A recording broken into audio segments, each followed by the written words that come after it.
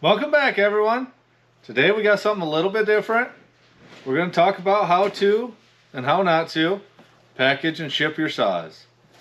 If you've been around at all, you've probably had some show up like this. Today we're going to go over how to package and ship a saw to where it'll hopefully make it to the destination safely. Alright, we'll move this one out of the way and we'll go over a few box options. Alright, here we have a couple of box options. This is a heavy duty plastic tote. A lot of people like to use them, but you have to be careful because, especially when it's cold out, this plastic does get brittle. But nice thing about these is, if you put the box inside of these, you can secure the top on with zip ties, and they are fairly sturdy. But you just got to be careful of this. They do get brittle. Now this style of tote here, this is even more brittle, especially when they get cold. Don't recommend shipping in this style. But these ones, they are an option. You can get them for $8 to $12. They fit a saw just right. And especially if you box the saw inside these, package it well, these are a good option. Next option, we've got just a regular old cardboard box. This is just a single wall, nice box. If you're going to use a single wall, make sure you add extra layers of cardboard where the spikes go, on the bottom, all around the saw. The big box stores also have double wall or heavy duty cardboard, where it's basically 2 layers of the regular corrugated. These are 18 by 14 by 14 inches, and that works for most saws with a half wrap handle. If you got a full wrap, you need closer to a 15-inch wide box, but the same 18 to 22 long, depending on how long your spikes are. Alright, first things first, once we get our power head, drain the gas, drain the oil, wipe everything down good. You want nice, clean, and dry. Don't want any fumes coming out. If you can, remove the spikes. Take these spikes right off. They're only going to try and make their way out of the box. But if you're not taking the spikes off, make sure they're covered well. A nice hunk of foam works real well for this. Stick it right on there like so.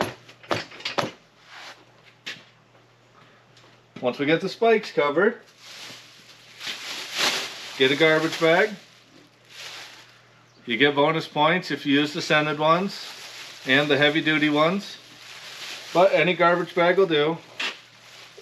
Place the saw inside the bag and seal it up tight. This is just to keep any drips or smells locked in. Get that tied up. Alright, now we can work on boxing it up. Make sure our cardboard's in place. Doubled up the floor. Doubled up the tank area. Definitely double up the spike area.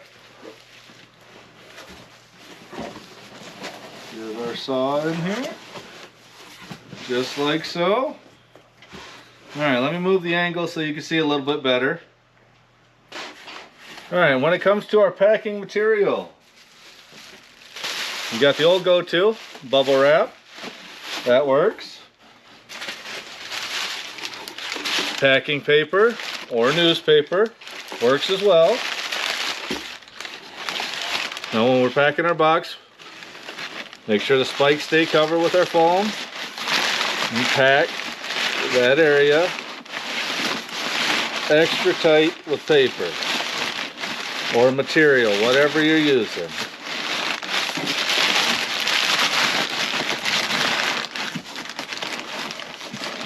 Because I'm telling you, those spikes are going to try and get out of this box. That's a given. So, fill the rest of the area with your packing material. Like I said, bubble wrap, paper. And what we use shredded cardboard here because we get tons of packages coming in. Have a nice little shredder. I'll show you that setup in a minute. But we shred all the old boxes, all the parts boxes, everything. And that makes good packing material too. Another thing, you can use clean water bottles, milk jugs, laundry detergent, Just anything that'll take up the space but have a little bit of give to it. But let's finish putting the packing material in here. I'll show you another thing to check for.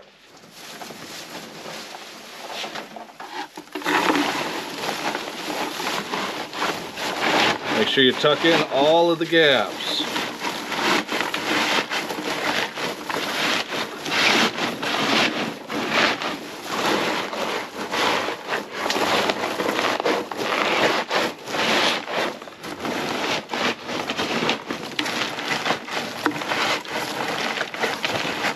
Front of the saw, sides of the saw, anywhere you can.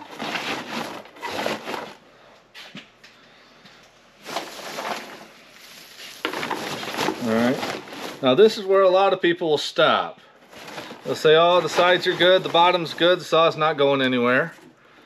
But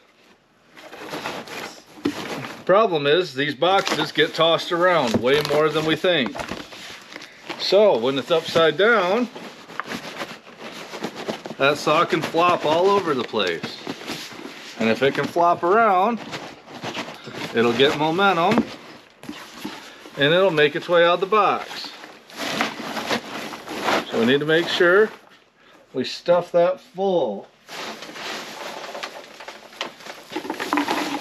No room for the saw to move at all.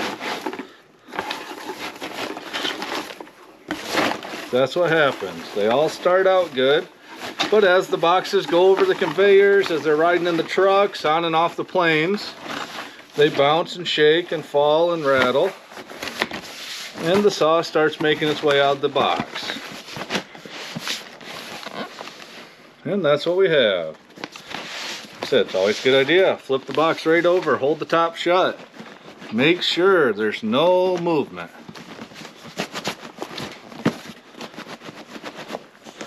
That power head's not going anywhere. Box it up nice and tight. And we'll throw some fresh tape over the top.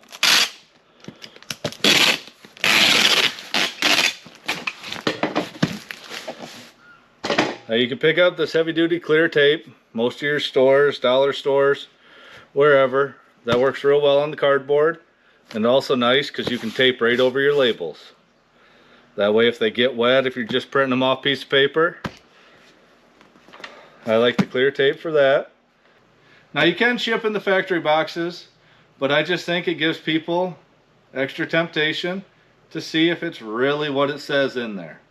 So that's why I like a nice plain cardboard box. Ship in this. Don't have to worry about that part because nobody knows what it is. But if you are going to use a factory box, I still recommend putting it inside another cardboard box or wrapping it tightly just to cover up the factory stuff to get the best shipping rate. The smaller the box, the better. But keep in mind, you need room for packing material. So like I said, 18 to 22 inches long, 13 to 16 inches wide, 12 to 14 inches tall. It is a great size for saws. So if you can find one there and you're planning on shipping saws, that's about the size that you want. This is how we ship pretty much every saw that comes in. They all get a fresh box, packed well, dyno sheets go in, and it goes out the door.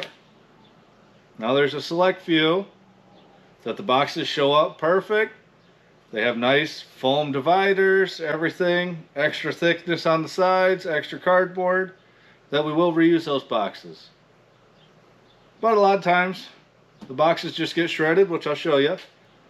Alright, well, we'll go take a look at the little cardboard shredder in our other packing area. This is all filmed on the new camera. I swapped out this bench.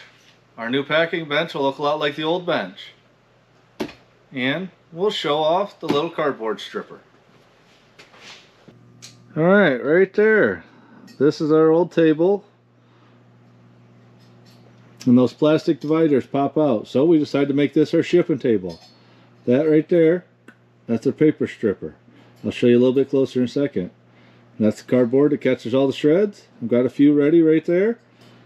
So we'll zoom in real quick. I'll show you a little bit up close on the stripper, shredder, and that operation. Like I said, this worked out just perfect. We cut down all the old boxes. turn on our shredder. And we feed them all through, just like so. Recycle all the old cardboard this way. And the nice thing is, it brings them all out in larger strips. It's not an actual shredder. This is a heavy-duty paper stripper.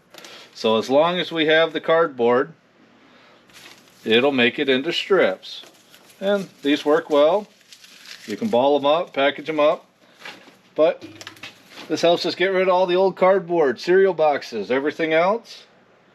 And provides packing material for all the new builds. So I just want to show that off.